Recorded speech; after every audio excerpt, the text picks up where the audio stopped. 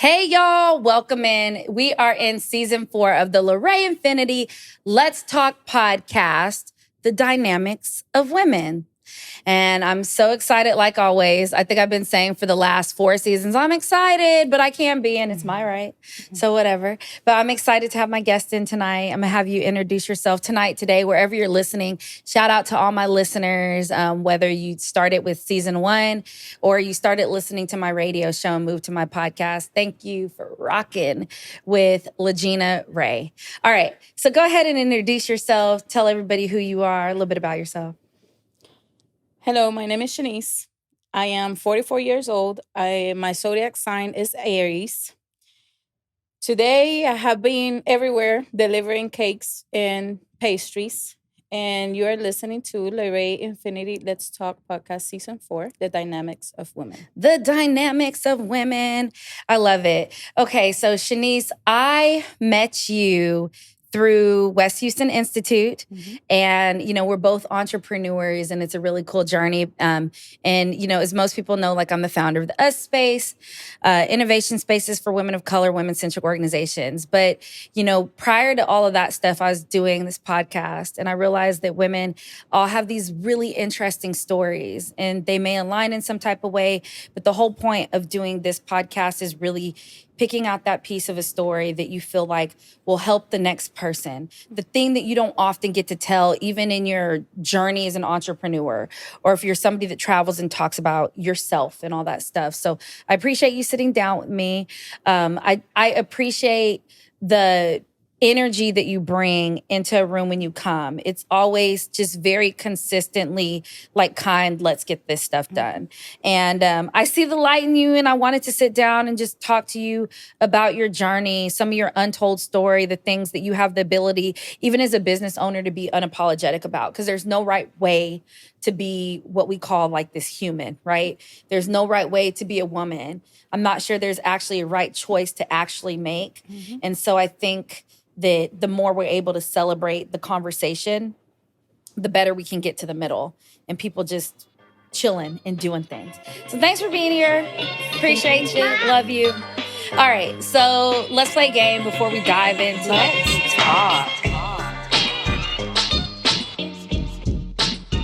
Let's talk.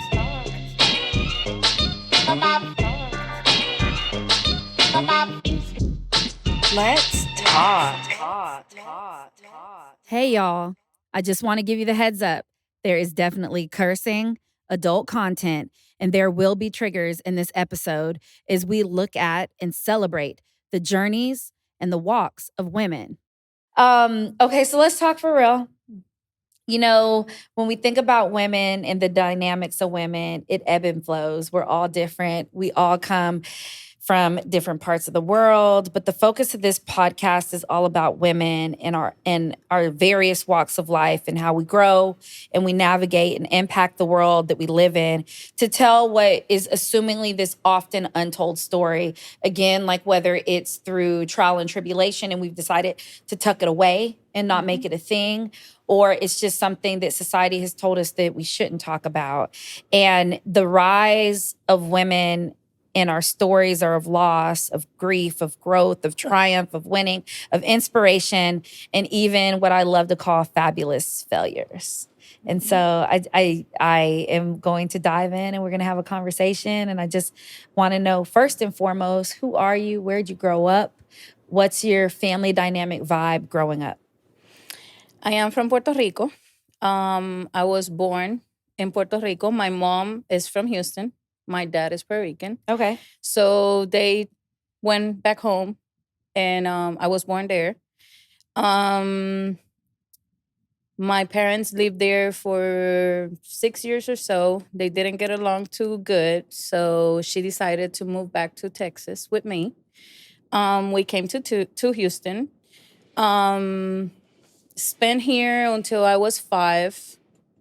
Since things happened, I got removed by CPS and sent back home with my dad. So my custodial dad and mom is my dad and my grandma from my dad's side, his mom. They raised me. So I went back home at 5 and stayed there until I was 21. And I grew up in a family that was really, really close together. We will go camping. We will be always together, having fun, all Yeah. of the good stuff. My dad taught me the good and the bad and the ugly. Everything was taught by my dad. Yeah. Like, you want to have a drink, you're going to have it with me. You Oh. want to learn about smoking, you're going to learn with me. You want to learn about sex? Yeah, we're going to learn about that too. Everything. He pulled out the book and was like, Everything. Oh, wow. 13, he sat down. You're going to learn how to put a condom. And I looked at him like, we're going to learn to do what? No, I don't want you to teach me that. And he said, no, you're going to learn it because I don't want you I don't want you pregnant. I want you to thrive and be someone. And it's not meaning that if you have a kid before you're supposed to, you're not going to be someone, but I want you to be someone at your time. Yeah. So he was very clear with that. But I grew up mostly with my grandparents, my grandma and my grandpa. They were my base, my all. Then I moved out not moved out, but at 18, I came back to United States, to Florida, to do my internship as in hotel administration, because that's what I went to school for. And that's some of what have happened. Then I stayed here. I went back just visiting, but I stayed here. I met my son's dad, and life kept on going. Life kept on going. So obviously we're going to go all the way back to 5. So CPS, you get removed from your mother's house, and you get taken out of the American dream, out of America to Puerto Rico, which is still America, even if people fail to realize it.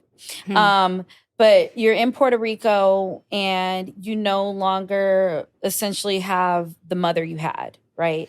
Do you feel the dynamic pull? Do you feel the difference? Do you remember that part of your life? I remember everything. Everything that happened from A to Z. I remember why it happened. When you grow up in a multicultural house, you speak Spanish and you speak English. Yeah. My mom met this Jamaican, and he came to live with her. That was her boyfriend. Yeah. And he didn't like me speaking Spanish, because I guess he thought whenever she says something in Spanish, she's talking about me or whatever he was thinking. And my mom told me, I remember she said, go take a bath and pick up your clothes. And I took a bath, but I left my clothes in the bathroom. And he called me out and he told me, your mom told you to pick up your clothes. And I told him in Spanish, you're not my dad. Yeah. You know, it's okay, you know? And he, of course, got mad. I got hit with the buckle of the belt. I remember my mom locking herself in a room so he couldn't come in, because he used to beat her up too. And from there, I remember my mom on the next day, she told me, I'm going to take you to babysit because I have to go work. Yeah.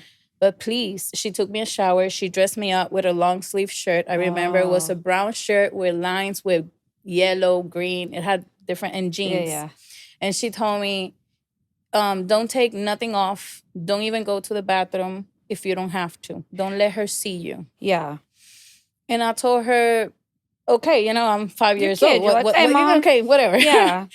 But since she told me this, I got so scared and I peed on myself. You peed in your pants. Yeah. And the lady, of course, had to take off my clothes. And when she took my clothes off to take me back and change, she saw that I was all marked up. And back then, we're talking about some years ago, 38 years ago, that was when CPS was more likely, involved in everything that had to do with kids. Yeah. And I remember she called the police and they came and took me to a room that I had to visit later on in life. But I went to a room that was like really white with blue curtains and stuff. And I remember they dressed me down, took pictures. They took me to some other places that I cannot remember, but I relate kind of, sort of. Yeah. You remember the experience, yes, almost. The being scared, I don't want to be here. Then they called my grandpa, her dad, my mom's dad, and he came to pick me up, and he took me to his house. What I remember of that is that my mom used to come to try to pick me up or see me, and he would tell me go under the bed. So I would go hide under the bed so she couldn't know I was there. But Your she mom's knew dad. my mom's dad. Damn. Because he knew my mom was, at that time, I guess she wasn't old enough to know what she was doing, let's say. She comes from a long line of things that didn't let her be the mom that she should be, let's say. Because she didn't have a mom. So she, let's say, that traveled and into it fucked hit up me. shitness. Exactly. And then he used to tell me that, and then I remember one day my dad came with my grandpa, and that was like, wow, somebody's here that is gonna rescue me and be here for me. So he came with lawyers and everything. When they went to court, we are in a room. I remember everything. Damn. And there's a lady telling me to paint and do stuff, and then they talking to me and telling me stuff. But at the same time, you can hear everything that is going on in the courtroom. So I can hear they talking to everybody, talking to my mom and asking her, what do you want to do? Do you want to raise your child and move away, or you want to stay with this man and do your life? But when you stay with this man and do your life, your daughter will be removed.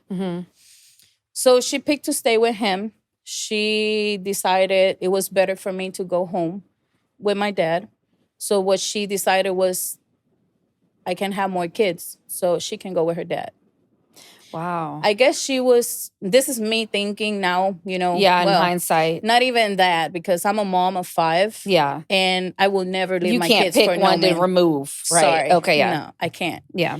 So I will try to deal with all of this inside of me, but at the end of the day, she picked that.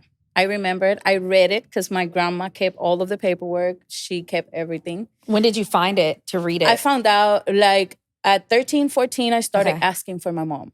I started telling my mom, my grandma, why I cannot see her. I want to see her. I want to talk to her. And she would tell me, she sends you letters and I read them to you, because she would give me, the letters and stuff. Because my grandma, she was one of those women that, okay, she's your mom. I cannot take that away. So you're going to have the relationship with her, but it's going to be under my terms. Yeah. I'm going to search and see what she does. If it's something that can hurt you, she's not coming around you. So she would read the letters before she would give them to me. And at one point, there was my mom's mother and my mom fighting and telling me stuff about each other on letters. And I found out a lot of other stuff about my mom and when she used to be with my dad. And I had to confront my dad and sit down and, ask him, like, what... I need to know the whole story. Yeah. I'm here and I don't know where I came from. Well, I know you're half, but who is she? The only thing I can remember about her is a shadow. Yeah. I don't remember anything else. And he would tell me, no, but I don't want you to go through this now. And I told him, so you telling me I'm old enough to talk about grown-up stuff. Like learning how to put a condom on. I need you to tell me how the hell all of this happened. Was that all around the same age? 13, 14. Okay. I was very mature because of all of the stuff that happened. So my grandma started taking me to psychiatrists and all of this, psychologists, and she tried everything she could because I started revealing. Yeah. Like, I will go to school, but I will just go on a tree and not go into class, or I will just be locked in my room, don't want to come out. I will start crying, things like that. Then at 13, before my dad told me the whole story, my dad used to be in the army, and he was released because of PTSD. Yeah. Because at the time he went to the army, he found out my grandma had cancer. Yeah. And my grandpa was being unfaithful to my grandma. Yeah. So that broke him. So that's the reason why he came to United States to be in the military. So that's how y'all got to the United States, or he got to the United States and met your mother. So you're literally, over the course of pretty much your adolescence, piecing together your origin story. Mm-hmm. Well, shit. Yes. Okay. So now we're at 13, 14, 15. You have the experience of the stateside, but now you're in Puerto Rico. But you still are having like these great family experiences, camping and birthday parties. Right, birthday everything. parties, all the stuff, and Puerto Rican food. Yes, of Praise course. Puerto Rican food. Of course. Praise Puerto Rican food. Yes. I always say it was a good thing that God removed me Exactly. and put me there, because today I would be lost. Yeah. I wouldn't be here. Yeah. Because decisions are made not for what you want to do. Decisions are made for what you learn, for what you see that is around you. So my grandma, my family from my dad's side, they will never put me down. They will always push me to do whatever I want. Okay, you want to do this? Okay, let's do it. Don't let nothing stop you. And I guess I bring that with my kids too. And like I always say that I am who I am because of my grandma.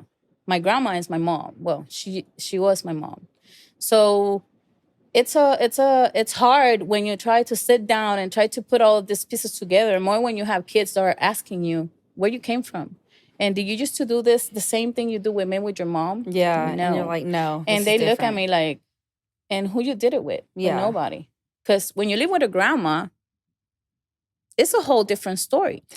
Grandma don't talk about sex. Grandma don't talk about none of that. Grandma wants you to clean, to cook, to do what you got to do in the school. Grandma of that time, The for grandma. sure. Exactly. So, 17, you moved to, you said I moved Florida? out from my grandma's house because I couldn't stand. She was treating me like I was 5 years old. Yeah. And I was working already. My first job was at Wendy's. Then I left that because I didn't like smelling. So I went to Blockbusters. And from Blockbusters, and I used to be in high school. From Blockbuster, I went to Dunkin' Donuts.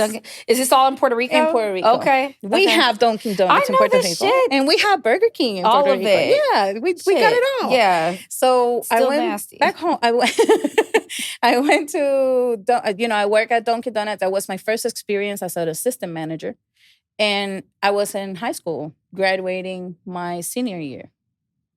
So my grandma used to look at me like, oh, she's doing all of this. And she used to tell me, you got to do as much as you want to do. Don't let nothing stop you. Don't put your head down for nobody. Because when I was 13, before all of the story that my dad tells me, everything that happened, my dad used to work at the United States Post Office. Yep. But he was doing crooked stuff that he shouldn't be doing, and he got caught. And he went to jail for some years. So I put him in punishment. I ground him, and I didn't want to talk to him, didn't want to go see him, didn't want to, my grandparents go, we will go, and they would tell me, you have to get off and go in there. I'm not going in there. You leave me here in the car if you want, but I'm not going in there. Yeah. I didn't put him in there. He's a grown-up. He needs to know I'm not approving what he do. And you guys are going in there, you're approving what he did. Yeah. I'm not going there. I was very, since I came from abandonment, why you abandon me again? You're the only one that I have. Right. And now who I'm going to rely on? You in there. And it was my sixth grade graduation. Big stuff was happening. He came in the TV. The day before my graduation, it was a whole different world because I'm here like, really? You're the only one I have. So wait, the day before your sixth grade graduation, he was on the news because for getting busted. For getting busted. Wow. And I saw him on the TV when he was handcuffed, putting him out. And I locked myself in the room and I said, I'm not going to no graduation. What are you talking about? Look at what he's doing. They're going to see me and they're going to know who I am. So I'm here at my 44 years old, realizing I live my life in shame because of my dad and my mom and all this stuff. This is the first time I talk about all of this. So, and not because I don't want to talk about it, it's because I always think about how it can damage others. Yeah. But what about me? Yeah. I'm going to still being all the way hidden in this shadow because I don't want to hurt you and you keep hurting me over and over and over and over. No, it got to stop somewhere. Yeah. So all of that happened. Then my dad came out because of good conduct and all of that good stuff. Yeah. So he was in my graduation for my senior prom and all of that. And then I went to college to do the hotel administration. Yeah. And that's when I decided I got to get out of here. You got to get literally off the island. My way of getting out, okay, let's go to Disney to do my internship. Let's do this. Come on, Disney? Okay. So sidebar about Disney. When I was a child, my parents took me and my sister. Brother wasn't born yet, and we went to Disney. I got lost. I don't know which Disney. It was one in Florida, I think. I don't know. Like, it's really challenging being the middle child and my sister passing and not passing with a time frame. It was just like this. It was unexpected. And on top of that, the things you realize in retrospect, like, shit, my sister was my memory for my entire life. So there's like portions of my life I don't even know, I no longer remember and have no rendition of, because it was through her eyes. Hell, it may not have even been true, but my memories were through her. Like, she had perfect recall. My shit is like, I don't know, is there a picture? And then I can remember. But anyways, Disney, I get lost. And my parents, this wasn't the time where like Amber Alerts and shit. And, I'm a little black girl anyways. And then that's the time when they're stealing babies. Yeah, they were stealing all that shit. And I was old enough to walk. And Amber Alerts wouldn't have even gone out for me anyways. I'm a little chocolate girl with my nappy hair and whatever and all that. So anyways, at Disney, parents are hooty-hoo looking for me, freaking out. And I was with this all white, like Amish family with tons of children, or maybe it was a Mormon family with tons of kids. And I was just hanging out with them, following the group. And they brought the Legina back to the parents. But yeah. So you're at Disney. You've been like, fuck this bullshit. And what do you do at Disney? I was in the college program that they used to have. They took it down. I don't know why, because it was really good, but whatever. Because of funding. And hey, we were in an apartment with 8 girls, all of us from different places. Portland, and like different places. Spain, all over you the name world. it. Yeah. Austria, all of these places. It was a great experience, and it taught me that you have to work hard for what you want. Yeah. Because when you work at Disney, at least as a college program, don't think you get paid like good money. Oh, no. There was times when you eat a sandwich with nothing inside. You're thinking of a sandwich, but you're eating just bread. But it was a good experience. It was nice. I went there to do my bachelor's degree, so I worked at a hotel. And I loved it. I loved every minute of it. If I have to go back, I will go back. I don't care. To hotels? To the hotels. I enjoyed it. I enjoyed my hotel life. I love it. I love it. And then I met my son's dad. We got married, and then I got pregnant at 24. How old were you? 24. I got pregnant, and so you didn't put on the condom. You see, I forgot. I fucked it up. Like, I told my grandma, sorry, I fucked it up. I went, and because it's me, I went and I got married. I didn't tell nobody. I dressed in black. Let's go. Let's do this. It was me, him, and my friend. That's it. And his friend. So I went, I got married. I told my grandma, and she almost died. She said, what the fuck you just did? I'm sorry. You know me. Yeah, I know you. You're just going to do whatever you want without asking. Exactly. That's me. And you're still in Florida. Yeah, you're 24. You're married. Are you still working at Disney? Still working at Disney, because then I went to work at the Swan and Dolphin as a server. So I stayed at Disney property. But then I got married and moved to New York. Okay. Because that's where he used to be from. So, well, he's Mexican, but he used to live in New York. So we go to New York. We lived there. We were good, happy, dandy, everything. I come out pregnant, and that's when the urge of, I need to know who my mom is. I have to go home. Home, Houston. That's how you got to Houston. So I got pregnant. I had my baby. He was 1 year old when I moved here to Texas. He's today 2020. And I tell you, it was, I don't know if it was the best decision of my life or the worst decision of my life. Wait, but you skipped something. So you were in New York with your husband, 24, 25. You moved with your child. Did he move with you? He moved with me. Okay. So the family moves to Texas. We moved to Texas. To Houston. Because Tejas. I want to know I want to know my mom. Yeah. And he's all into it because, okay, let's go. This was after. Then we moved here to Texas. I moved with my mom.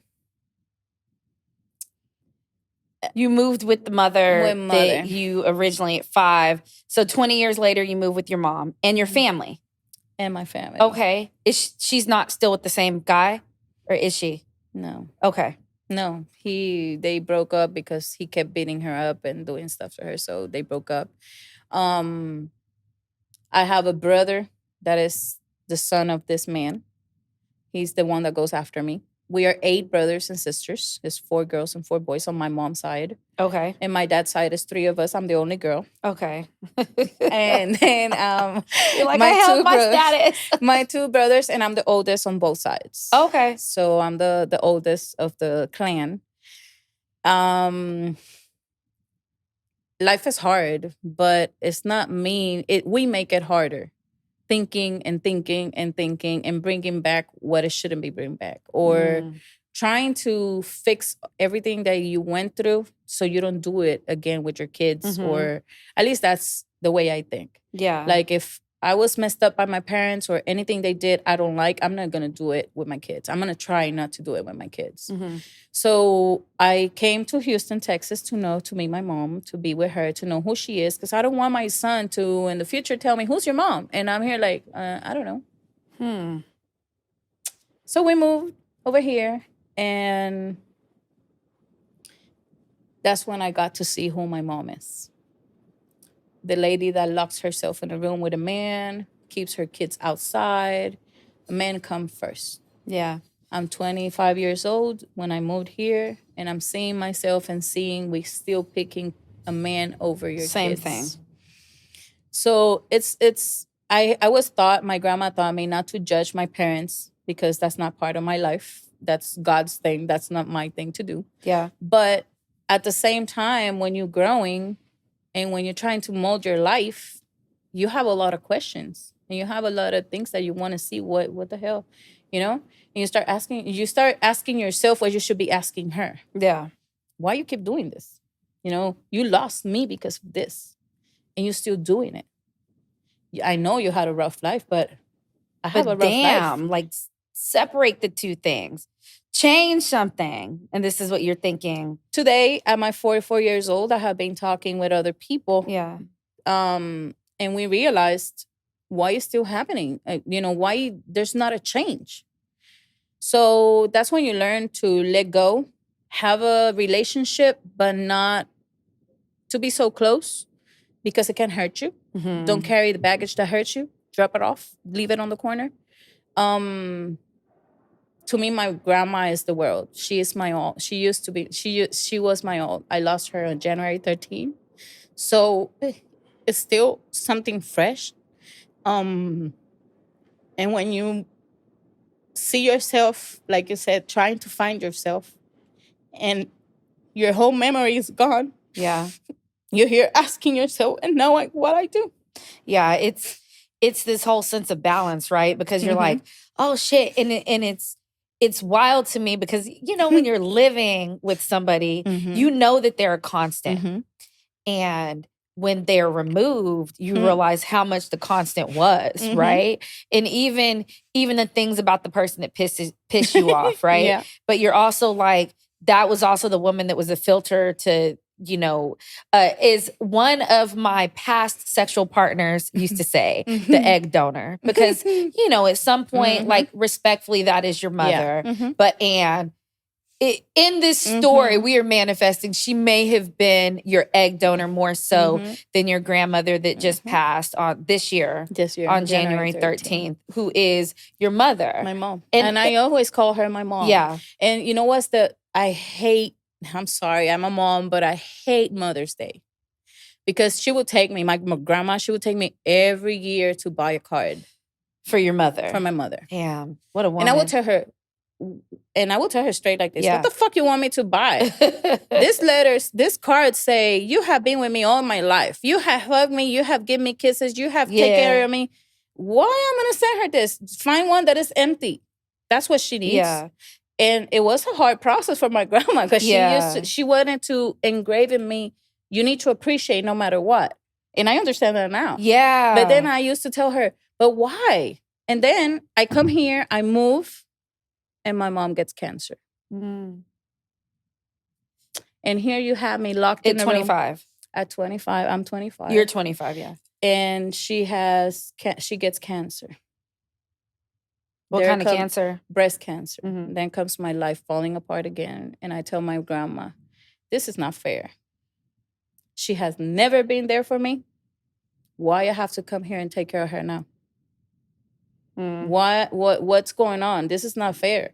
I really do think that, and people don't like talking about this, and I talk about it all the time. People are like, don't say that, because, my sister snatched away all these things, and I talk about me and God be beefing. And I'm like, the universe owes me some shit. But the universe is also cruel, whether it is through, I honestly believe life experiences make you who you are, makes you magic, it makes you empathetic and all that stuff. But that does not negate the fact that the universe is cruel. Because I'm on this journey with you, and I'm just thinking, I'm like, well, damn, this bitch let me get beat. And don't call your mama bitch. And I'm not calling your mama bitch. We're just talking hypothetically. But belt buckles, and you heard her decide to let you move on in anything, and then you move back with your family.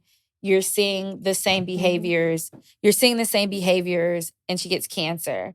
And something and it goes back to your grandmother being like, this is your mother. And then my grandma had cancer too when I was there. So it's like, and I told her, why I have to do this? I need to understand. Help me understand. And she only told me, just tell God to put in your heart what you have to do. Whatever you feel you have to do, that's what you're going to do. Don't worry about being judged. Don't worry about what they're going to say. Don't worry about none of that. Do what makes you happy. At the end of the day, it's about you. So I was there, not all the time, but I was there. She claims I wasn't, but I don't care what she claims. I know I was there. I went with her to a lot of the appointments. I was there the day of the surgery. I was there in a lot of the processes. Not wanting to be there because I'm here fighting with myself. Why I have to take care of you when you never was there with me? I needed you. I was a child. I was a kid that needed a mom. Why you just decided to get up and go? Get up and do whatever the hell you wanted to do. And that comes when you're a mom. When you're a mom, you learn the love for your kids. It's a love that is unmeasurable.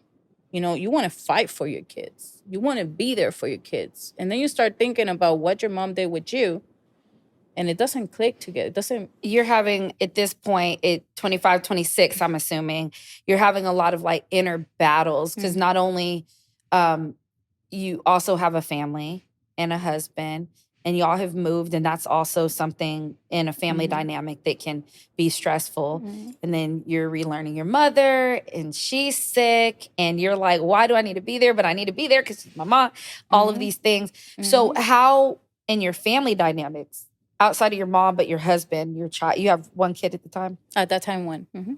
What are y'all doing? How's that going? Well, that's the time when I found out he was being unfaithful to me with some random girl online. Here in Houston? While I was working, he was at home babysitting because he didn't have no papers. So he was at home working, and I was working. And I came home, and I find him on the internet doing whatever. And I ask him, and he gives me a random answer, and I tell him, it's okay. I will find out sooner or later, so whatever. So I decided to disconnect the internet and take away a lot of things because I'm the one paying. Why not? It's my house. I pay my rules. Yeah. I left him babysitting, and when I come back, I find my child with the lip busted.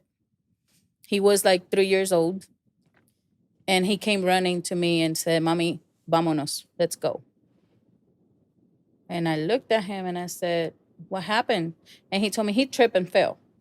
And the husband says this. Yeah, my husband says that. And he looks at me and he shakes his head like, And I asked him, "What happened to you?" And he said in Spanish, "Daddy hit me hand here." So I guess Angel, my son's name is Angel. I guess he said something and he hit him in the mouth and busted his lip. Right. So I got up and I told him, you got to go. You got to go. This is not allowed in my house.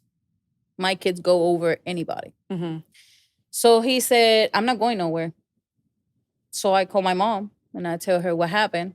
She tells my brothers, younger than me, but They're still brothers. Hey, they came with bats and they got him out. They told him, you have until tomorrow. We're taking her and you have until tomorrow. Tomorrow you got to be out of here. You called your bio mom. My mom. What made you call your bio mom? Because you're like, well, you know, she's at least crazy enough. I'm living with her. Yeah, remember? You We're here in Houston. Okay. So who else I'm gonna call? I don't have nobody. So I call her crying how I found my baby, and she told me just get up and go outside with the baby, and we're gonna come over. And I told her, but I don't want no more drama. You know, I just want him to leave, and he won't leave. And don't worry, we're gonna get him out. So she came with my brothers, and my brothers told him, you have until tomorrow to get out. Mm-hmm. And we went to my mom's house.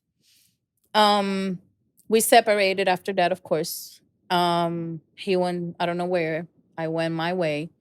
Then we started talking again because of my kid. Mm-hmm. So he could come over and see him because he was used to be with his dad. So he was missing his dad no matter that all of this was going on. Yeah.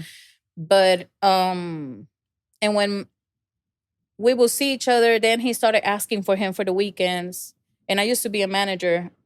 That's when I started being a manager of Family Dollar. And I told him, it's okay, you can take him because I still have to work and I don't have no one to babysit because my mom will reveal on me and we'll go and drop him off at the store. And I had to keep him there. My bosses knew what I was doing, and I had to keep him in the office, lock him in case somebody will come rob. It was a whole bunch of things. As a mom by myself, a single mom, being with him, taking care of him, bringing him to work. He would know how to do everything because he was always with me. Mm-hmm. My boss will come with a Happy Meal for him because he will know he was there. Yeah. So it was a process, but it taught me to be strong. Mm-hmm. Keep being strong in life, because you haven't been strong enough. Just keep on fighting. Keep on fighting. Keep on going. So he asked him... His dad asked me for him for a weekend. He took him and he disappeared. Wait? Is this like the same? So at 3 years old, busted lip, get him out, everything else. Where are we at now? Let's say around 5 years old. So a couple years later. Years later, after I started trusting him again. The process. He starts asking, let me take him with me so you can, you don't have to worry about blah, blah, blah. Okay, take him. He disappears for a whole month with my child. I'm looking for my child everywhere in Houston. I go to the police and the police tells me, you guys are married, legally married. He's on the birth certificate. He has the same rights as you. So the only way we could take him away is if you know if he's in danger. And I used to tell him, how I'm going to know if he's in danger if I don't even know where he's at? So I found my kid again. I had to find my kid again. Because where were they? He was hiding in some friend's apartment. This took me a whole bunch of, sleeping in the car nights, trying to find him, see where the hell are you? How are you not drinking right now? I'm like downing the Share Me wine. I'm like, what the fuck? Okay. And then I made a story for him and I told him, no, Angel started getting sick. I guess where he was staying was people smoking, so Angel started developing asthma. And he had to call me because who's the one in the insurance? Who's the one that has control over that? It's me. So he calls me and he tells me that he's sick. And I told him, well, I don't even know where you at. You either need to bring him to me or what you're going to do. And he said, you think I'm stupid? I'm going to bring him to you and you're going to send me to jail. And I told him, I don't know what you're going to do, but I want my kid. Yeah. So he went to my store and he tried to stab me because he was mad and he was having his old fit. He went and broke my windows in my car. He busted my tires. He did a whole scene. While he still has your son. Well, still, yeah. So I called the police again. Mm-hmm.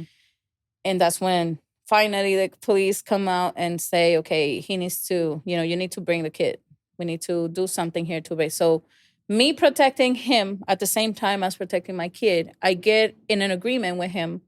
Send me the kid with whoever you want, so you don't go to jail. Yeah. So that's what we did. He sends me my kid. I have my kid. I don't care about you no more. Mm-hmm. So he goes back home to Mexico. And since that day, I don't know anything about that man. I don't know nothing. Damn. Okay. So here I am raising a boy. Did y'all get divorced? That's for the other chapter. So okay. So here I am with my child. I spent 7 years all by myself with Angel, working hard, doing all I could. And your mom got through cancer. My mom got through Survived. cancer. She survived. Good. But my relationship with my mom is not a daughter and mother relationship, at least not from my side. From my side, it's like sitting down with a good friend and talk and do that, you know? And I love her because I love her, but it's not the same way. And now I discovered after losing my grandma, I don't love you the same way I love her. Yeah. I feel like I can live without her. I feel like I can breathe. I feel like my life stopped there. Now what am I supposed to do? Mm-hmm. And I try to not think a lot about it because I have my kids. They need me. And I have to be strong for them but I am allowing myself to hurt. Yeah, go through the process, hurt. People are like, well, how are you I'm like, look, at some point, like even talking about my sister is just paying homage to her. Like she will not die and die, right? Like she's not gonna die out of my brain. And also, like every now and then, every time I'm like in bed and I'm like, fuck, this is horrible. And not even joking, like I would be like, this is horrible. You can move. You I cannot move. You feel like your life is in there. Yeah. The chunk of the heart's gone, all this stuff. But then I hear my sister say, bitch, get up. And I hear my grandma telling me, you better get the fuck up before stop it. What are you doing? What are you doing? Like, why? Yeah. And I'm like, but I miss you. What? I miss you. And it's like, I get it. But Ann, get up. Yes. So yeah, I feel you. It's a tough part. It is hard, especially knowing that you're just like the processes of grief. I'm learning about it. And oddly enough, a lot of my family is like counselors and in mental health spaces. My little brother, my baby sister-in-law, my mom was, and all that stuff. And I'm the co-founder of a mental health nonprofit, and I still have no therapist and no like anything like that structured in place. So let's do a sidebar real quick because, you know, we're talking about these unapologetic stories, and I always cringe when we're doing unapologetic, right? Because I don't know, you know, I think it gets overused, all that kind of stuff. But when we're talking about women, there's a lot going on in your life from our entrance point from 3 to 5, right? To now. How do you hang on to, maintain, define yourself femininity wise? Like your feminine energy, what do you do? How are you hanging on to that? What is your feminine nature? Any of that? My grandma. Yeah. My grandma was the one who would always, you know, be like, come on. She even put me on some modeling classes. So I would learn how to walk in heels and do makeup and all of that. And I would tell her, I don't like none of this. Why are you making me do this? Because you got to learn to do it. One day you're going to use it. You're going to need it. Whatever. And I would say, yeah, whatever. We would go like buy dresses for senior prom, or she would be the one picking the dress. And I guess I learned to be the man of the house. So to bring out the girl in me, even my current partner tells me, you want to be the man and you're not the man. I'm the man. And I tell him, well, sorry, but this is me. Yeah. This is what I have. Yeah. This is what I bring to the table. You like it or you don't like it. It got, you know. But to find the feminine part in me, I guess I go to God. When I go to church, that's when I bring out the dress, the nice looking thing. And I guess that brings me, this past week, I have learned that it makes me feel better. Yeah. But at the same time, the shame, you gotta be strong. You gotta do this. You gotta do that. You don't have time for that. You got to do this. And that's when everything, you know, I start stopping at it. Like, okay, no, I don't got time for that. And I was even telling my partner this week, I have to start doing do my hair, do my nails again, and go back at what I used to do before. Yeah. Because I lost it all. I don't know where it went. I don't know where it's at. And he said, you lost everything because you're always in jeans, tennis shoes, and you get uncomfortable when you're wearing a dress, but you still wear it. And I told him, yeah, because I'm a girl. Yeah. And, you know, I think there's this like reverse feminine thing going on because feminists and we put on pants because we weren't allowed to wear pants at one point. Now I put them on. And now it's like, it's cool to be back in dresses. I love wearing dresses. And people always laugh. They're like, I see you dressed up. Like, because the stuff I wear, anything I wear is comfortable. And if it's not comfortable, I will tell you it's not comfortable, but it looks fucking delicious on me, right? Like, I'm very clear about that stuff. And even to the point, like, I'm in heels, right? And people were like, oh. And I'm like, any heel I wear, I can run in and I can do shit. I will fight you in it if I need to, all the things. Because I like some of the clothes, but don't get it twisted, boo. Like, my hashtag, like, in my head, I'm going to find the us-based partner that can make us all tracksuits. You know what I mean? Like, in my head, I want us to have, next year, our photo shoot won't be in shirts. It will be in tracksuits. That way I don't have to worry about people wearing jeans or the shoes or the things that I ask in the thing. It's just going to be tracksuit. So, no, I feel you on that. And femininity, I think, can just be defined and described different ways. So I always wonder that because as you're talking, it's like even your self-realization, that, like, it's like, shit, it's just slipped away somehow. I remember when I moved to Houston, at some point I stopped getting my nails done. And I don't think the nails define femininity, right? But I like getting I don't get daggers and all that shit.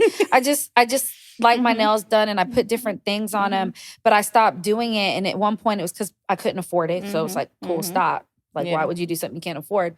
But then it was like, why am I not doing this? And even my partner, he's like, yeah, I mean, you have masculine energy for sure. My husband tells me. Yeah, but that's a good thing because I wouldn't want to be with a man with just masculine energy. I need you to tap in to your feminine side. You know who buys my dresses? Who? Your My husband. partner. Yeah. He's the one who goes to the store. The current husband, not the one that fleed to Mexico. We're going to get to that in a second, y'all. Don't worry. He goes and he tells me now. And he goes and picks it. You're going to wear this and you're going to this and this. Yeah. And I'm here like, I don't know about that. You're going to wear it. And you're going to buy it. Yeah. And my first outdoor shoes, he bought them for me. And he's like, oh, I want you to wear these heels. And he's still, we have been together 12 years. And he's still trying to get me to wear one of those pencil dresses and skirts. And he still haven't got that far yet. We'll get there if that's the thing, though. But and I think that's one of those fun things. And people are like, well, that's control. Maybe the wrong relationship and the wrong time, that would be a controlling thing. But it sounds like y'all have a lot of fun with it, right? Like, and it's a whole thing. Like, yeah, because I start making faces, and he's like, "Why not? Look at you. Look, okay, you look, girl, like you said, you look this. delicious." And I'm like, I don't know about it. My thing is pajamas and onesies. Like, my partner said, he said that onesies are childish. So I make sure, like, when I go over his house, I wear onesies. You need to know how sexy I feel in this fucking onesie. Like, it's a whole thing. Okay, so let's bounce back. So flee to Mexico, you're doing your thing, you're solo dolo. Where are you at now? What goes on from that point? Still being a store manager. Okay. Then I met some guy, random guy. We were together for some time. His mom had cancer. I took care of her the whole journey, the whole 9 yards, because that woman gave me a lot from her. Like, she taught me a lot. She received me in her house with my kid. And she even bought my first car out of the dealer with no miles because she wanted to help me because she knew I don't have nowhere else to go. Yeah. Who else I'm going to rely on? So, and she passed away. And this guy is a player. He only liked to be out and about, disappear for the whole weekend, come back on the weekend, stuff like that.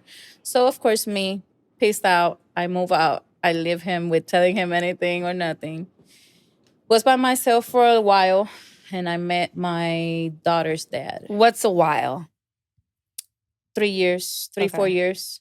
So what, at this point, you're in your 30s? Something like that, yeah. Okay. And then, still in Houston. Still in Houston. Then I met my daughter's dad. Somehow, the same name of my son's dad. Girl, red flag, stop. Don't go forward. Okay. And I'm going to tell you something later. Okay.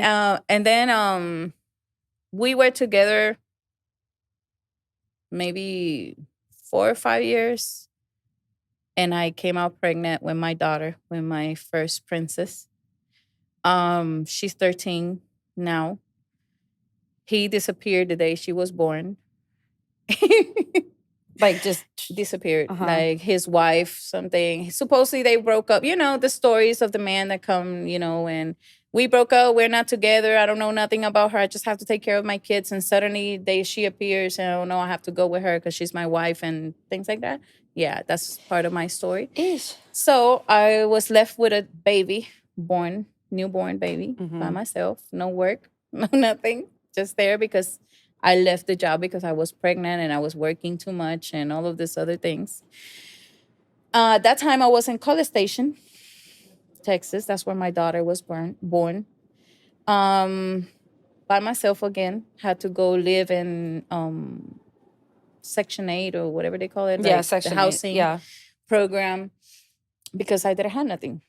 We only had cereal to eat. Even my son remembers that. And he tells me, I remember we used to sleep on the floor. You used to sleep on the floor and we used to sleep on air mattress. And he told me, why you always will do the best for us and you will pick the hardest for you. And I would tell him, because you're my kid and you have to be good. I want you to feel good. I don't want you to, but mommy, but you, what about you? This is when he was 7, 8 years old. And I would tell him, no, I do this for y'all. Y'all got to be comfortable. So I got everything for them they needed. We lived there for maybe a year. No, not even a year, 6 months, because I wanted to go back to work. So I called my ex-boss here in Houston. He gave me my job back. So back again to be a store manager. And I moved back to Houston. Started working at a Family Dollar with my kids. Again, the same process, all by myself, because my mom will never help me. Found this lady to babysit for me, so she started helping me. And I was a lot working. I couldn't see none of the growth of Isabella. I don't remember when she started walking. I don't remember when she said mom. I don't remember none of that. Well, she used to call mommy the babysitter. And then one day, my Dr. Pepper driver shows up and starts talking to me. That's my current partner right now. And we started talking, and I was really mean with always being very serious with when I'm at work. I don't chit chat. I'm doing what I'm doing. And he would tell me, you always this serious?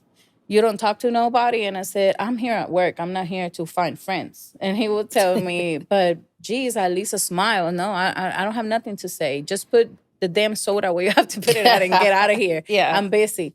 And we would keep talking. And some days he would come when I was unloading the truck and I would tell you know what you got to do? Just bring me the paper so I can sign it. I know you're not going to just take more sodas or bring less sodas. And he said, what about your number? And I told him my number, like for what? And he said, what you mean for what? So I can call you. And I write the number. He writes his number on a paper and gives it to me. And I give him my number in the same receipt. And I give it to him. And he gives me the paper. And I had another paper that the truck driver had gave me. And I bottled it up and I threw it in the trash. And he looked at me, you threw away my number? And I said, yeah, I don't need that. And I kept on walking. But his number was in my pocket. Next day, 2-3 days, let's say a week, he comes back and asks me, so what? You really threw away my number and I'm texting you and you're not answering. I'm busy. I told him I'm, here, me playing difficult. And then I started replying back, oh, have a nice day and blah, blah, blah. And now today, he's the dad of my 3 smallest kids. And your husband. And my husband. Ooh, wow. Okay. So all of the turns and the topsy-turvy lead you back to the job. And there's something to be said when you go to a job, you do a good job, you leave the job in a good state because it's always like a sounding board and a place you can go back to. And yeah, there's a lot to be said there. Okay, so when you're thinking, let's do this. Would you rather be crazy rich, like crazy rich money, not rich like I feel good, but like cash money, whatever you describe crazy rich as, or like deeply in love with somebody? Deeply in love with somebody. Why? Because money comes and goes. Mm-hmm. You have money today, you don't have money tomorrow. Yeah. Beside, when you die, you don't take the money. You take the experience and the love you pour or somebody pours into you. So in reality, what you really need to be happy, it's not even the love of somebody else. It's your own love. It's your personal love. You gotta love yourself. Yeah. And remember that if you don't love yourself, how are you gonna love somebody else? How the hell is Very So true. I learned through a lot of experiences that I pour my love into me from God. When I need to feel that, I know He's always there. He never leaves me. Somehow He makes it happen. When I'm on the lowest, He comes up and something happens, and I know it's Him. Like I tell anybody. Mm-hmm. I'm not 100%, the person that goes to church all the time and is talking about this and that all the time. No, but I do know. But you have your faith. He's there. Yeah. So to me, be in love, but more in love with me than with whoever it's there. Because whoever is there, I cannot trust another person like me. Yeah. I better trust myself and love myself enough to be able to move on. Mm-hmm. And this I have learned this in life, in the process of all I have gone through. So when you think about yourself and where you are right now as a human and everything, and you're sitting talking to people, what is that underlying thing in your consciousness that you're just screaming that you want people to know about you? Like, what is the thing that may not be obvious that you want people to just very clearly know about you? That I'm Hispanic, but I can still make it. I might not have a good English or I might have an accent, but I'm still human. I'm still here. I'm a woman, and I have done what I have done because I have done it. Nobody has done it for me. I have come this far because I have worked for it. So I guess people to understand, no matter I might not come across the same way as other people, I need to be seen too. I'm here. Because you're fire. You're straight up fire. Okay, so what's the thing that you feel other people may see in you, but you haven't embraced yet, or something that you're working on liking about yourself, or something that you even wish you liked about yourself? Sometimes we do that thing where it's like, I have no regrets. I wish nothing. Now, I do try to live in not regretting things, but I still be like, fuck. Damn it. Okay, I'm not going to regret it, but fuck. But when you're thinking about the things that you wish or you hope that you like or that you're working on, what are those things? What is it? To be more secure of myself, to believe more in myself and what I can do. Everybody I have around me, they believe in me and they pour a lot in me. And they before I was coming over here, my sister, one of my sisters, she texts me, you got this. Don't be nervous. Just be great as you are. And I'm here like, what? And then my partner texts me and he said, you got this. Just be careful driving down there because it's horrible, but you got this. Our traffic's and horrible. I'm here. How you guys have so much faith in me? And I always ask him, why you have so much faith in me? And he tells me, because I see you. I see you. And the crazy part, we have been struggling for 8 months now. Well, we were struggling, having a lot of issues and problems because I'm very strong. My grandma showed me to be very strong in what I believe and what I want. And if I don't want to do it, I will not do it. If I'm not a person that I am all lovey-lovey, but I'm the 5 types of the language of love, or whatever. The love languages. I'm more of a caregiver. I take care of you, but don't expect me to be all over you, kissing you and hugging you. I don't like none of that. And I don't like you to be all over me either. I need my space. So sometimes it's hard for people to see that. And they want to have more of that. And then it's hard for you to do it because you never had it. Yeah. And yesterday we were talking and he told me I was never thought to hug or to kiss nobody. I was taught to do that, but only with my own people, like my family. Yeah. Not towards other people. So In my mind, I didn't say nothing to him, but in my mind, I said, damn, we're more alike than I thought. Yeah. And we are as broken, more the same. We are broken the same way.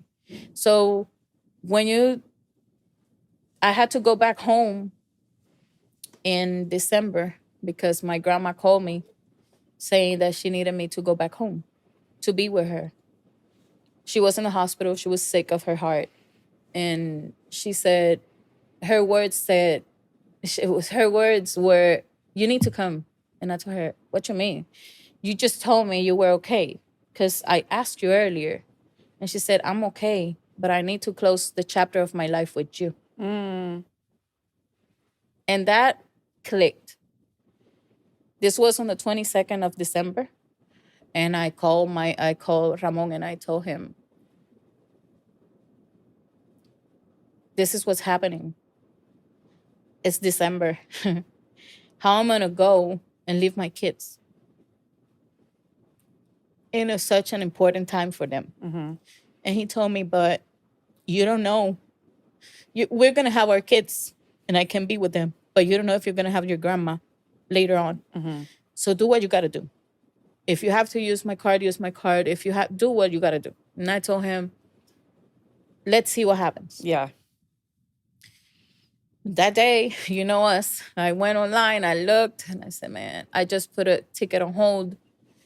And I went to sleep and I said, I asked, I was like, God, I need to know, but tell me, show me. Next day in the morning, the first thing I did was go in that computer and just click and bought the ticket. Before all of this, I have a 9-year-old daughter. She's really, really like me. Like she's gonna be, wow, she's gonna be big. And she tells me always, I'm like you. And her dad tells me, she's you. You pour everything you have poured in her. In her. And I looked at him and I asked him, why'd you say that? Look at her. Look how she is. She cooks. She sells bracelets at school. She does everything you do. She's doing. Then I have a 6-year-old daughter, 7-year-old daughter. She was in NICU. When she was born, it was hard because it was the first time I had to leave a hospital and leave my kid there. Mm-hmm. She was born with respiratory issues. Yeah, so this is the fourth kid. My fourth kid. Yep. And she had to stay there for 45 days, coming back and forth to the hospital with her, and then dropping the other ones to school, going back and doing all of the things I had to do, and going to culinary school when I had her. So you had her. I was in culinary school when I had her. And 45 days she's in there, you're still in school. I'm still in school, but thankfully I was a good student, so I was able to do the rest online. And I graduated summa cum laude. I was one of the top in the class and all of that. And I had to do 6 months online and just go drop off paperwork. And my friends will come over and pick up the work and all of that. Yeah. My daughter turns 1 on the 2nd of January. And on the 3rd, I receive a call that my dad is in the hospital really sick. Of this year? This was in 2017. 2017, okay. So my dad is my other part. I had to go home to see what was going on. I'm the oldest. He was by himself. He was a veteran. I go to that hospital, and when I get there, everybody knew me. I didn't know anybody, but I guess my dad kept talking about me so much. You gotta be Pimentel's daughter. Come on, let's come. Oh, they didn't even ask for my ID, nothing. They just, okay, let's go in, blah, blah, blah. Back in Puerto Rico. Back home. I had to go and sign the release so he could get disconnected and all of that all by myself, because I didn't want my grandma to be there and see her son like that. So my dad passed away in 2017. That hit me hard But the grief with him was of anger. It was a grief, a completely different grief than I had experienced before. Now, then Gianna was born. He died. We bought our first house the same year that my dad died, 17. 2017. Um, I kept working, kept doing whatever I had to do to be with my kids. Turn around, 3 years later, I come out pregnant with Mateo. He also goes to the MNICU. He spends 40 days also in the hospital, kind of the same situation. And now is the point where you see yourself, you're living in the same state as your mom. Yeah. And you're all by yourself trying to figure out how you're going to do all of this. Having your kids at home, your partner at work, you in the hospital with a baby, nobody there to do nothing for you. But gratefully, I have a friend that I adopted as my mom. She used to be my assistant manager. And she has been there through all of my pregnancies, my 3 last pregnancies. So she is like the adopted mom. I'm the adopted daughter. Yeah. So I always say life takes away from you, but somehow, sometime it will bring back. It will come back. So then Mateo was born, all of that. Then my grandma gets sick this past December. I go home. The ticket you bought, you went to sleep, you bought the ticket, you go home. I go home on the 23rd of December. I leave the 24th of December at 11 o'clock at night. So we did Christmas on the 23rd of December of 2022 to be with my kids and be able to open the presents and do Christmas with them. And I get up and I tell them I'm leaving. I'm going home to be with abuela, to be with, And and my daughter, the 10-year-old one, tells me, it's okay. You gotta go because she needs you. We always gonna be here for now, but she's not gonna be here no more. And I looked at her, and that's the reassurance. This really needs to happen. Yeah. So I packed my stuff, and this is me buying a ticket one way because I don't know when I'm coming back. I know this when I'm leaving my kids. It's the first time in my whole life that you left them. That I leave them all together. And you have feelings around that because of how you were brought up. Yeah, exactly. So I go home. I get home on the 25th of December at 6 o'clock in the morning. And she comes out of her room when I get to my grandma's house. And she comes out of her room and she hugs me. And she tells me, thank you for being here. And I told her, it's the less I could do for you. Yeah. Her birthday was the 27th of December. I made her a cake, of course. Yes, a Shanise cake. I was there with her.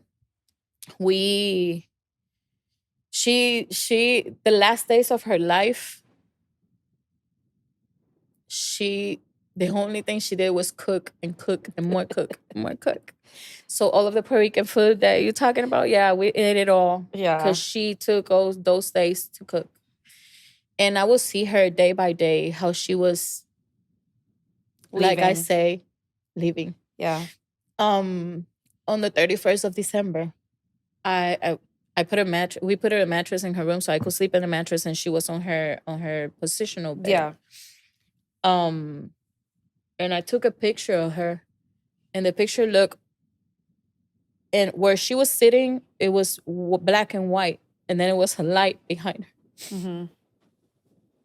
And the only thing I could think was, this is the last time I'm going to be with her. This is it. So I spent the rest of the days taking videos of her, taking pictures, talking to her, asking her questions, and seeing how her brain was. Yeah. She was 88 years old, and she could remember everything about her life. And then she started talking about my life and telling me, you got to be different. You got to keep doing what you're doing. And she would tell me, I'm so proud of you.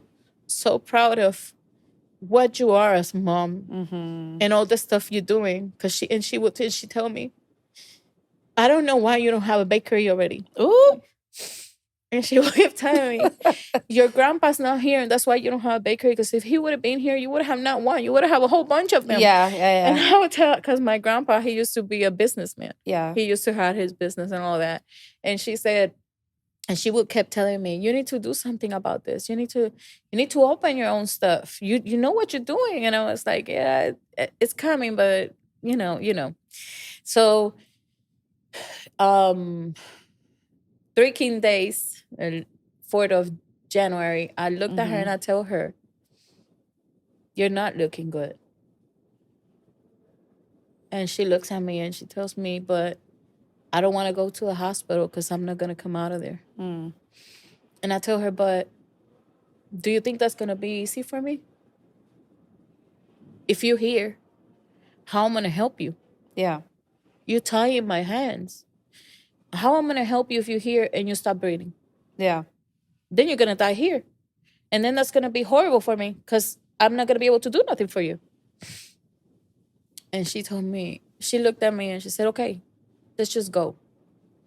So I got her dressed and we leave. My cousin, she used to live with my grandma, and she took us to the hospital. On the 10th of January, my dad passed away on the 7th. She passed away on the 13th. On the 10th, we were in the room talking, joking. She was gonna have a test done or something. Yeah. And she told me, I want to change. I want to have lotion on my body, and I want you to dress me up, and I want you to put perfume on me and all of that. And yeah, what you're thinking in my mind, I said, this cannot be happening, but okay, let's do it. So I took her a bath, I dressed her up, and it's one of those feelings that you hear fighting with yourself. I'm doing this with the woman that used to do it for me. The full circle moment. Yeah. And I have to help her be strong and do what she gotta do without her seeing that I'm not gonna be able to do it without her. So I'm here with her, helping her, joking with her, trying to, pass Make the mood. Yeah. I even put diapers on her, and I had to fix it because she had a Foley on, but she wanted the diaper on, so I had to cut it off and put tape on it. And we were joking and She was laughing being about exactly it. her till Yes. the very last moment. But even as you're telling this story, all I hear in the underlying thing is that you can do it without her because she set you up for that. You know what I mean? Like, it seems like she was very much preparing you to be ready No, and for the iteration. the day before that, Yeah. we were talking at night, and she said, I have to thank you. And I told her, for what? What are you thanking me for? First, for you sleeping in that chair that is so uncomfortable. I said, you'd have done more for me. And she said, no, but I know that being here all of these days without your kids have been the hardest thing in your life. Yeah. And I told her, but you're my mom. Yeah. I had to be here for you. And she said, and you don't know how much I love that and I appreciate that from you. And she said, anywhere I am, wherever I go, I'm always going to be proud of you.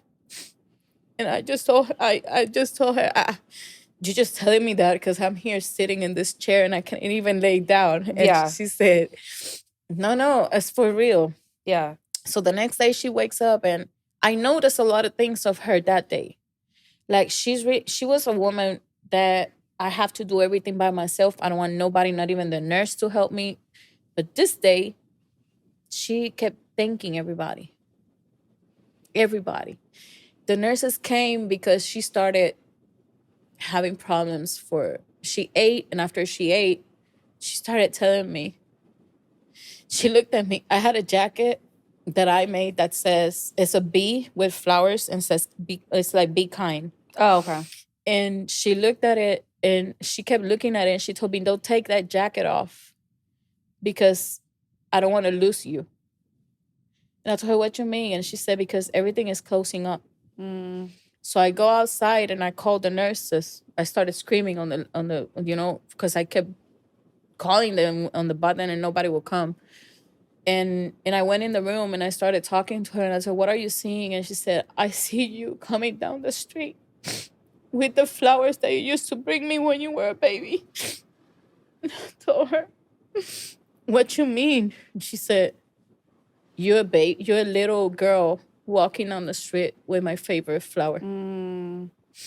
She was transitioning. And she And you got started to be there. and she started combustioning and everything started happening so fast. And the only thing she kept doing was screaming my name. And the doctor just said, "She wants you in here, but I don't want you in here because I don't want you to remember this." And I told him, "I just want to be there." Yeah. So he let me be in there. So I saw everything, the whole process of her. And then they brought her back. She left, but they brought her back, and she kept coming back and screaming my name, and fighting, like damn it. And my dad did the same, Yeah. and he said, she I don't know, but she don't want to go, and she keeps calling you. And I told him, and I just did like this to him, and he told me, "We're gonna take her to the ICU and keep watching her." Yeah. But this, you need to call everybody because Yeah. I don't think she's gonna last. Surprisingly, I don't know how she did it, but the next day she was like nothing happened. Then the next day it was like nothing happened. They did a surgery on her to put a valve in her heart to see, for whatever. And when I went to see her that day after the surgery, I looked at, she was like a baby, all, and she said, I feel so tired. And I told her, "What you mean?" And she said, "I have been talking to a man all night." And I told her, "What man?" And she said, "He's so beautiful. And he's just telling me that he's waiting for me, that everybody's ready, but I'm not ready. I don't want to leave you." And I told her, "But I'm ready. I'm ready for you. I let you go." Yeah. So I'm letting you go because it's time. You already did what you had to do. I'm already grown. I'm 44, the age that I came to your life. And yes, you're leaving me, but you're not leaving me because you're me. You're always going to be in me. And I give you the permission and I allow you to let go. Don't fight no more. This is not worth it. Don't fight. We left. I didn't want to leave, but my cousins and everybody was like, "We cannot stay here. We got to go home." And I went home and I went to her bed and I slept in her bed. And I woke up like at 1 and my cousin came to the room and told me they calling. And I told her she's gone. And she told me, "How you know?" And I told her, "Because I'm really cold. You already And knew. this room is empty. She's not coming back." And she looked at me and she said, "You think she's gone?" And I told her she's gone. So we got there and she was gone. She died at the same time that I woke up. And you were cold. I honestly think that my sister was transitioning when I woke up. It's a whole nother story, not my podcast today. Wow. So you got to be there for her transition, and you got to experience it in a unique way that I don't feel like everybody gets to. Like you got to help her release and go, and maybe even help her not be stuck, right? Between this earth and the next transitional piece of life. Okay, we're to the end. And the thing, one, I want to say thank you for sharing your story, part of your journey, because I know there's a lot more. But I do want to ask, we're talking about LaRae Infinity, Let's Talk Season 4, the dynamics of women.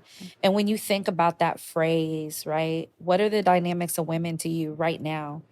Right now, we are fighters. We have to keep on fighting. Yeah. Because we have too many people watching us. It's not just our kids, our family members, it's everybody watching us. Yeah. We're making changes. And I see that because I have 3 daughters. And I see the difference between me at that age and them. And this is changing. Yeah. The world is changing. And the dynamics of women is coming different. It's going to be wild. It's gonna be wow. But we making it. Yeah. If this was someone's dream one time, they gotta be whatever they are. Cause I know this had to be long time ago. They gotta be super happy because we making moves. We're making moves. And not just like moves, but money moves. No. All the stuff. All the like moves. it's amazing. All right, y'all. So season 4, this is what we're doing. We're telling our stories. We're sharing. I've heard and I have felt like at some point like these are heavy, but I don't know if it's heavy versus like the reality of who we are and what women transition in their journeys and going through, and why not celebrate it in whatever way it comes. So again, I appreciate you, all of you LRILT listeners. I appreciate y'all listening and tapping in. Make sure that you share this story as a poetic tear goes down my right cheek right now. And, as you are moving through the world, as you are figuring out who you're going to be, who you want to be, how you're going to leave an impact on the world, how you're going to add value to the world, your family, your community, make sure that you are always telling your story, being your own brand, living your truth, and standing in your absolute moment. All right, yeah. My name is Shanise. I am 44 years old. And I hope y'all get to understand that no matter how hard life is or what is thrown at you, you can just keep on going. Don't let nothing stop you, no matter what it is. You just listen to my story, and I live my truth and stand in my moment on the LaRae Infinity Let's Talk podcast. Session 4, the dynamics of women. The dynamics of women, y'all. All right. Peace until next time. Bye.